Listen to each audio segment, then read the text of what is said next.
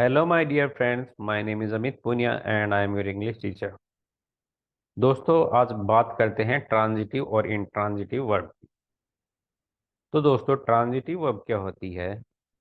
Transitive verb को हम हिंदी में सकर्मक क्रिया कहते हैं, यानी कि कर्म के साथ, कर्म यानी कि ऑब्जेक्ट के साथ। जब किसी सेंटेंस में ऑब्जेक्ट आता है तो हम उसे कहते हैं कि ये वर्ब ट्रांजिटिव है, यानी कि ऐसा जरूरी नहीं होता कि हर वर्ब के साथ ऑब्जेक्ट आए और वो ट्रांजिटिव हो या इंट्रांजिटिव हो। कई बार ट्रांजिटिव वर्ब यानी कि जो सकर्मक क्रिया है उसके साथ ऑब्जेक्ट नहीं भी लगाते हैं तो भी वो सेंस देती है, लेकिन जो इंट्रांजिटिव वर्ब होती हैं उनके साथ ऑब्जेक्ट लगाओ या न लगाओ कोई फर्क नहीं पड़ता। लेकिन जब यानी कि जब ट्रांजिटिव वर्ब की बात होती है तो हम वर्ब से क्वेश्चन करते हैं क्या या किसे। तो जो एग्जाम्पल में हमें मिले उसे हम ऑब्जेक्ट कहते हैं, जैसे कि सी रीड्स ए बुक। तो हम क्वेश्चन करते हैं what does she read a book, क्या पढ़ती है वो? A book. तो हमारा object. He eats an apple. तो क्वेश्चन करते हैं what does he eat an apple. तो ये क्या निकल के आया? हमारा ऑब्जेक्ट। और दूसरी बात दोस्तों, जब हम कोई क्रिया करते हैं तो उसका जो इफेक्ट है, अगर वो ट्रांजिटिव वर्ब है तो उसका जो इफेक्ट, काम करने का जो इफेक्ट है वो किस पे पड़ेगा? ऑब्जेक्ट पर। और ऑब्जेक्ट का किस प्रकार से पता लगाएं कि ये इस ऑब्जेक्ट पर इस वर्ब का असर पड़ रहा है?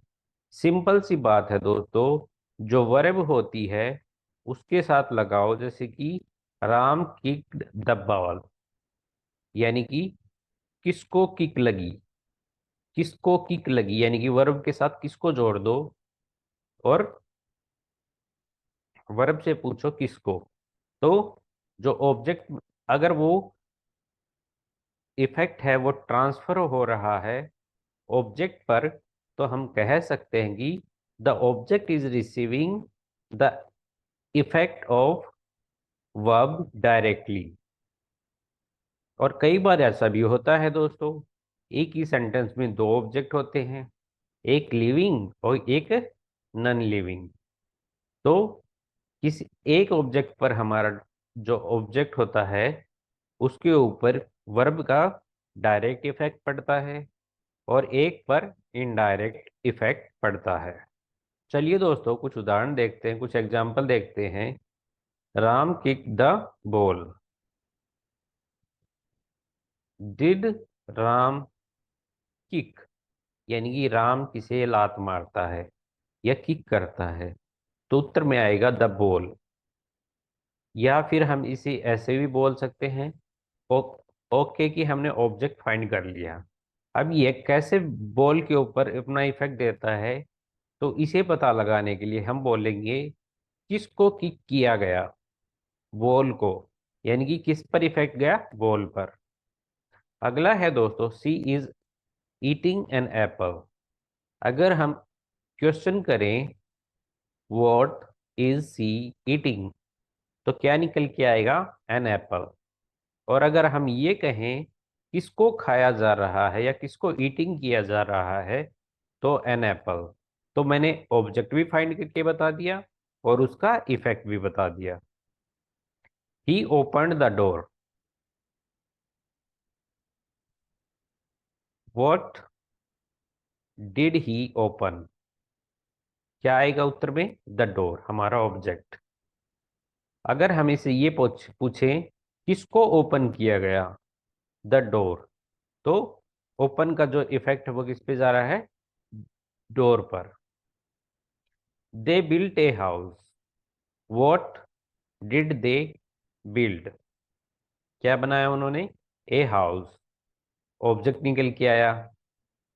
अगर हम ये पूछें कि किसे बिल्ड किया गया, तो क्या निकल के आया? A house. यानी कि बिल्ड का असर किस पे पड़ा? हाउस पर। I called my friend.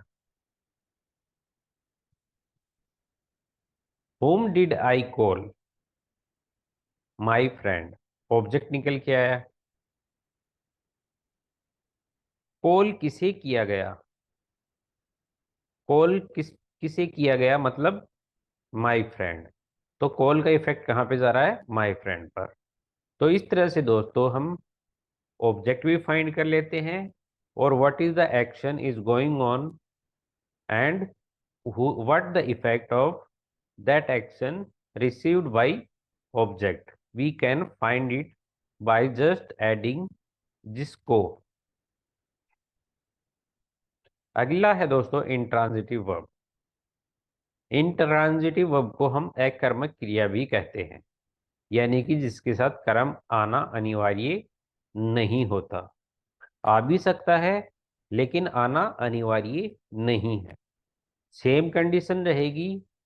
हम जब इंट्रांजिटिव वर्ब से क्या या किसको यानी कि वोट या होम से पूछते हैं तो उत्तर में अगर कुछ मिलता है तो वो ऑब्जेक्ट होता है, अगर नहीं मिलता है तो ये समझ लीजिए कि वाक्य पूरा सेंस दे रहा है तो वो इंट्रांजिटिव वर्ब है।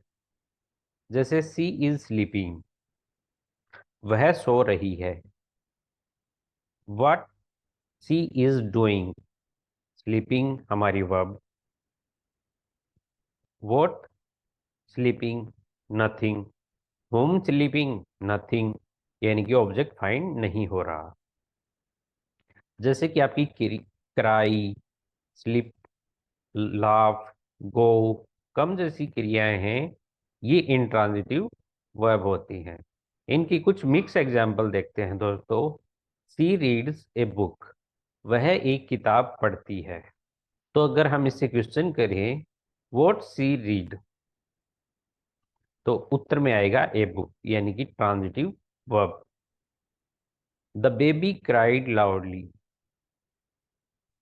What baby cried, nothing. What baby whom cried, nothing. तो ये क्या हुई? इंट्रांजिटिव वर्ब, यानी कि no object. He kicked the ball, what he kicked the ball, object आया, transitive verb. They are laughing, they are what doing, laughing verb. What are they laughing, nothing. whom are they laughing, nothing, intransitive verb, no object। I what did I wrote a letter, object आया, transitive verb। The sun rises in the east, what does sun rise, nothing, no object, intransitive verb। She cooked food, what did she cook, food, transitive verb। Food, food हमारा object निकल के आया। The child slept peacefully, what did child, nothing, intransitive verb. We watch a movie, what did we watch, a movie, transitive verb. He runs fast, what does he run, nothing, intransitive verb, no object. तो देखिए दोस्तों, जब हम question करते हैं what से या home से या फॉर होम से, तो अगर कोई चीज का उत्तर मिलता है तो वो हमारा ऑब्जेक्ट होता है, तो हम कह सकते हैं कि वो ट्रांजिटिव वर्ब है। और अगर उत्तर नहीं मिलता है तो हम कह सकते हैं इंट्रांजिटिव वर्ब है। तो दोस्तों बस यही था ट्रांजिटिव और इंट्रांजिटिव वर्ब में। आई होप कि आप लोगों को समझ में आया होगा। तो आज के लिए इतना काफ़ी है। धन्यवाद।